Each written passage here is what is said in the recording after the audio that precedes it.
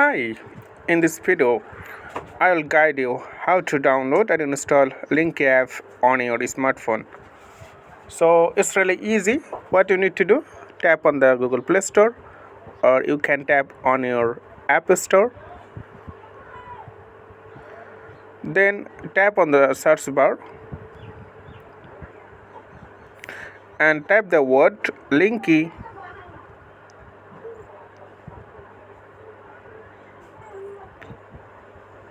That's it. Then enter. Then you can see this option. So this is really popular app nowadays. So what you need to do, tap on the install button and it takes few minutes to install in your device. So this way you can install this app.